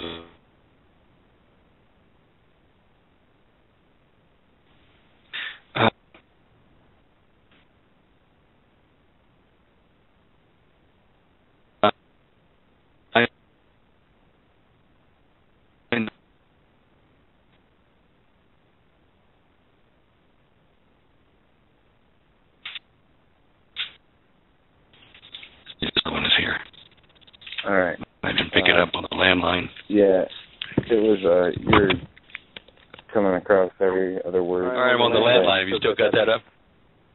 Yeah. Okay, I couldn't hear the last sentence or two that he was saying. It just got very rugged and stopped. Well, I don't know what the last question was that my dad asked, but he was talking the supermoon in conjunction with the blood moons. Right. And what happens after that? What did he ask after that? I'm not sure. I couldn't hear him either, Stan. I'm not sure. But he was talking about the importance of being in Israel while these things happen. And well, it's important to reference what is seen on Earth by someone in Israel, because that's God's timepiece there. And so when they say a blood moon and a perigee syzygy with the Earth, Moon, Sun, a blood moon, all that, that is as seen in Israel. I think we can safely say that all of these positional things relate to what is seen in Israel. Because you don't see, like the eclipse, when we have a normal solar or lunar eclipse, you don't see that in all places at 100% on the Earth. You have to be right in the portion of the planet that's aligned with the sun and moon in a straight line. Are you there? Yeah. And I understand that, and it's with the date being so close, there are many people that are seem to be forming their own opinions as to what's going to happen without waiting to see actually if anything will happen with these. But the consensus from people is that there is something that is very important with these set of blood moons, and it has to do with the past and what we're seeing now as they're building up for the future. These peace talks, this two-state solution is not happening during these times or being pushed as hard as it is during these times just because, just as the blood moons aren't coming around again just because it's, time for a blood moon. These seem to be happening in conjunction with certain events they have in the past, and we're told that the signs in the stars, heavens, sun, moon, and stars and heavens are what we need to watch for. Well, let me just off here. I've met with Mark Biltz when he was at the Prophecy Conference here in the spring last year, and I think it was August in Colorado. And we talked about a number of these things, and he's certainly done his homework from an angle that many of us, most of us, I guess, had not thought about with these blood moons and the feast days in Israel. The high holy days. It is because of this, I guess it was the right time for this thought to come across, and I really can't see these blood moons being a fluke. I mean, there's so many things that make them rare, and at the times when we can physically see the world going to hell in a handbasket, it means that we need to pay attention to this and relate them to the biblical prophecies.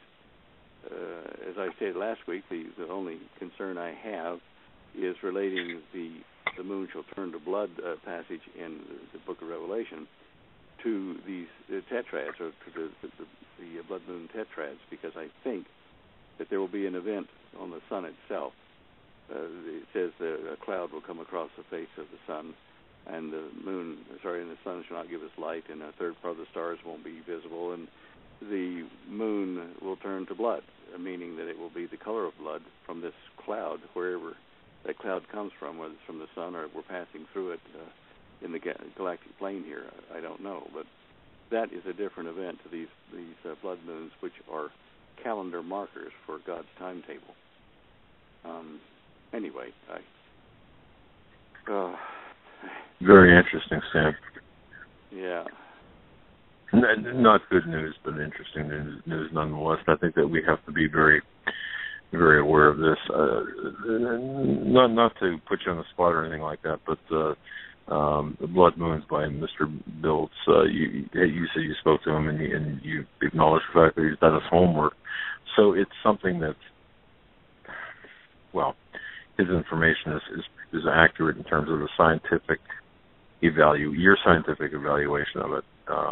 What you've seen, is that what you're saying, or? Yeah. Okay.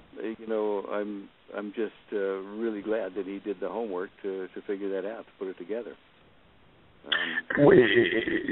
The book is amazing, and I've really learned a lot just looking through this and understanding the significance of the timing, I suppose, stand other than anything else, the timing of the blood moons, which would tell us that we've got some, shall we say, issues coming up here in the near term. Yeah. Yeah, I'm just trying to find my calendar here, my Jewish calendar. I'm just trying to see something here. Give me just a second here. This is March, April. Okay, we've already had that. Have we got the barley harvest in here?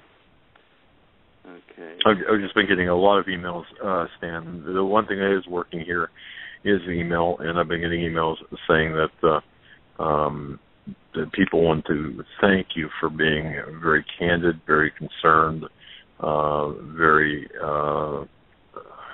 very level-headed in providing this information to people.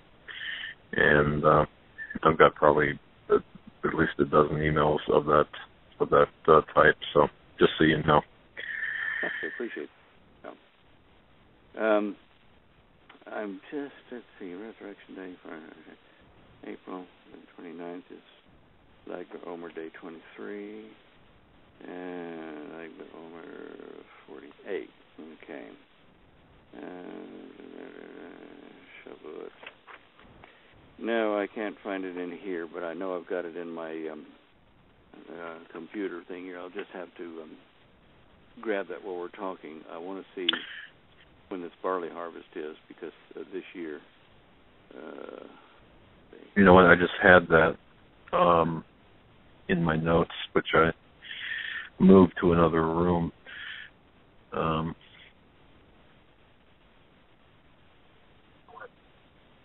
Seriously, and folks, let me just say this: we are getting reports from the venue in which we're at.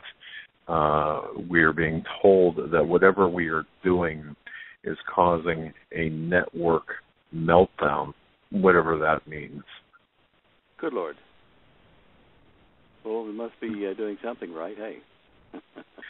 Well, we are disrupting. We're disrupting the entire network of the venue where we're at. I don't know if it's some type of denial of service attack, but that's what's taking place as we speak. So, for those wondering what's going on, there you have it.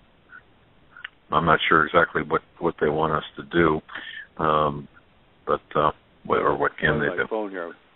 Going by phone, I was hoping that would cut off some of the. In fact, I'm going to sign off I'm going to hang up on Skype. Okay. I'm hanging up on the Skype. Maybe that will loosen up some of your bandwidth, and I can go by phone here. Okay. Okay. No. Yes. There we go. Okay. Is that better? Well, I'm looking at the face of a network IT person or whoever this might be. Is that okay? He's checking, so I don't know what that means. No, okay. He gave a thumbs up, but so we're still good to go. Okay. All right. Well, maybe just too much bandwidth, but anyway, I've knocked that off. You know, this barley harvest I'm talking about, I wrote about that in the Vindicator Scrolls back in 1989. Of course, the book is out of print now, but I did address that issue of the barley harvest because it was important that it showed the first fruits being winnowed out of being taken out of the field, and the first fruits were then purified in like the husk were removed, and to me it spoke of the rapture at the very beginning of spring, and just another reason that I'm kind of thinking we may see something really good happen to the church this year before. That's a good thing. Yeah, a good thing. Yeah. Let's see. Barley Harvest 21011. I just found the book here. Okay. The Barley Harvest. Okay. On the 14th day of Nisan, delegates from the Sanhedrin marked out where the... Oh, come on. I can't quite see it in the fold of the book. There we go. I just pulled it apart. Let's see. On the 14th...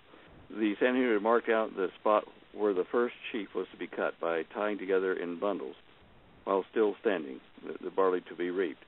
When the time came for the cutting of the sheaf, the evening of the 15th of Nisan, even though it was on a Sabbath, just as the sun went down, 3 men, each with a sickle and basket, set formally to work.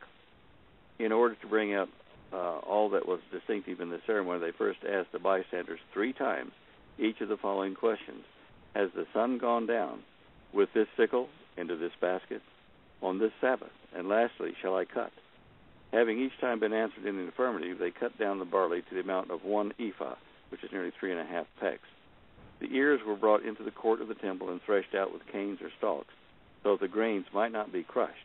The grain was then parched on a pan perforated with holes so that each grain might be touched by the fire and finally exposed to the wind. It was then ground and sifted into the requisite fineness, which was ascertained by one of the Gizbarim, or treasurers, plunging his hand into it. Now, this is what I wrote here. Barley was the bread flour of the Israelites, Greeks and Romans. It was the grain of the poor and was of great value to them. It was a wild grain which was tamed and brought into prominence in the house of Israel. Reflecting on this festive rite causes one to see a parallel with Unger, the author, Christian author, with Unger's statement, the Christian church will soon be set aside in small groups apart from the rest of the harvest as the sun goes down and the oil lamps are lit, the harvest will begin, or symbolically, when the darkness comes, the rapture will occur. The sickle will cut the tops of the sheaves, symbolizing the spirit and soul will be separated from the body. Each grain will be important to the harvest and will individually be refined and separated from its chaff, symbolizing the Christian will be elevated to a status greater than a Gentile by being refined in the fires of purification, as well as being separated by the Spirit, which is represented by the wind in the ceremony, into the fine and worthless portions. The finer portions will be made into an unleavened bread by God, who will then mold the dough or the church into a new thing of great value. And so ends this discussion on the approaching rapture of the bride of Christ. The bride is also known by the names of the church, the body of Christ, and the first fruits of harvest. So anyway, that's from the Vindicator Scrolls. A long time ago, I was looking for this time of year and for these things to happen. And this is why all I can tell you at the moment, I have had other dream visions of late, but that's all I can tell you right now. Wow. Be encouraged. Well, indeed. We have to be right. I mean, Marty. Israel became a nation in 1948. I just happened to find this, and if I may get your thoughts on this. Since 1900, we'll say that between 1900 and 2000 approximately, there were, and I'm going back to blood moons, and I apologize for this, or tetrads.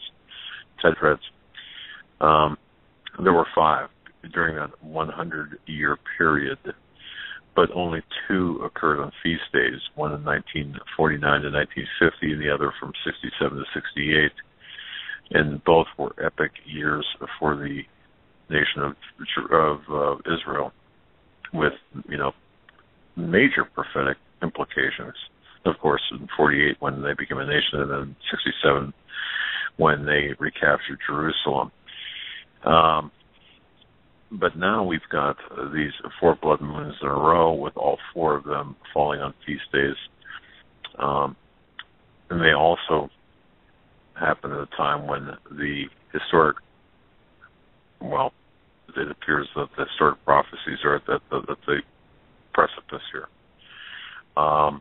In this century, 8 tetrads will occur, but the only time they will fall on the feast days is from this year to next. Pretty ominous, I think. Scientifically, yes. Practically, and heavenly.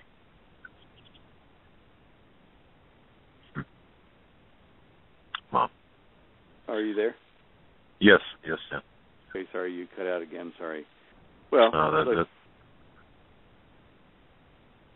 go ahead. I guess we've kind of beat this to death. That's right. I wanted to share the ominous part with the good news part, and leave on the good news part about the rapture and the barley harvest. I just sent you a link onto your website about other people saying about the barley harvest, not just me. I mean, Perry Stone, Pastor Stone, has also expressed this. I just posted in the chat room, Stan. To Perry Stone? The link you sent on the rapture during barley harvest? All right. Yeah. And I think that if you see that I'm not the only one saying this who's studied these things, that you'll start to understand that this is the body of Christ now seeing and putting all these things together is a sign to me, when we're acting together in concert on this concept, that we are close to the time of the rapture. And I know a lot of folks, don't follow the pre-trib rapture or the rapture at all, but this is just my opinion based on what I've studied and what I've seen, and certainly Perry Stone's opinion and others who have studied this issue of the feast days and their relationship to the tribulation and to the rapture of the church and to the evacuation of the 144,000 Jewish evangelists that will come during the tribulation. All of these things are on that website that I just gave you. Plus, you can look it up in other websites. I'm excited, and for reasons that I can't, I'm prevented from telling you by the good Lord himself, but be encouraged and look up every day. The time is coming. Amen, brother. Stan, we want to thank you so much for coming on tonight. We are experiencing difficulties. We are being asked to essentially shut down our broadcast because of the whatever is going on with the bandwidth issue here where we're at. All right. We're knocking out a few hundred others who are attempting to access the bandwidth that we're using. So, folks, we're going to have to end the program at this point, and at a very high point, nonetheless, with Stan Deyo talking about looking up, because this is what we have to do. We have to be prepared, and I just want to thank you, Stan, for your candor. Yeah, we promise we'll have everything restored and back to normal by next Tuesday. For sure. I mean, we're going to be back in studio by Thursday, the Thursday show, but we'll be ready to go next Tuesday without any interruption. And we appreciate you hanging in there, staying with us while we're having these sound issues. I know it's hard to talk with all that clicking and popping. And, but we must have something important to say. We must have something important to say, because otherwise we wouldn't have had all this trouble. And indeed. All right, and that's folks. our story, and we're sticking to it. Sounds good to me. Good night, boys. Take care. Have a safe journey home. All right. Thank you so much, Stan, and give our best to Holly, and God bless. Folks, based on the issues that we're faced with right now, I'm sorry, but we are going to have to cut the program short. We are on location. That location obviously cannot handle whatever we're drawing out or whatever's taking place on the other side. It's unfortunate, but we did our best, everything that we knew how to do on this end. Then, of course, we've got our enemies, our detractors, our people who want to, throw the monkey wrench into the system. And so in this case, was able to come on and talk. Yeah, absolutely, and a lot of good information, a lot of very important information.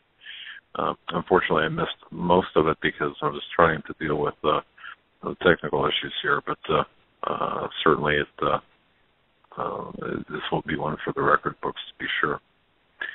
But ladies and gentlemen, I want to thank you so much for your patience, for your concern, for your time. This evening, we will be cutting the broadcast short now, and we will be back in the studio here within 24 hours, up and running like normal, hardened, new equipment, of course, or different equipment for the sound quality issues. Hopefully that will take care of a lot of other things, but it's been a long journey. It really has. It'll be good to be back in studio. With that, ladies and gentlemen, I want to say thank you very much for listening. We apologize for the brevity of the program, but for the reasons given, we must sign off. Till tomorrow, stay safe and God bless. Have a good night.